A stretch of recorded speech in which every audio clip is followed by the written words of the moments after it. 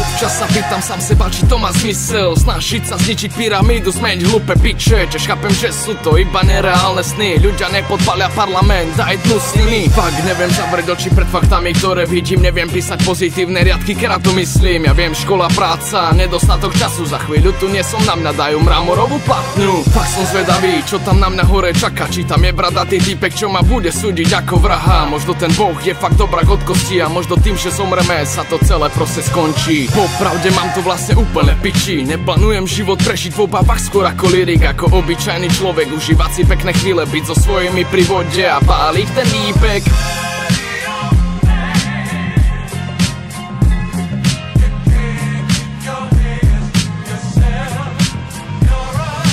Som rovnaký ako ty, veľa vecí ma vie nasrať. Dnes som šofer, tak aspoň ma nevytočí bastard. Aj tak to vie nahradiť nejaký pocestný iný. Neraz som si povedal, že toto je už sci-fi. Spontánnosť stala sa mojou pravou rukou. Neplánujem takmer nič, onako sa vyhýba tlkom. Najlepšie veci aj tak vždy prídu náhodne. Myslím tým napríklad výlety, kade možné. Už som sa zmieril s tým, že somrem mladý. Samé Red Bulli, cigy, jointy v kuse rozjebaný. 12 rokov odstávaný a odchodený škole. Ďalší 44 mám odpracovať, to už čo je. Občas sa pýtam, koľko znesie ten človek. Za svoj život som býval už v 3 mestách more. Napriek všetkému som stále obyčajným chlapcom. Skončil som, idem na brko na balkón.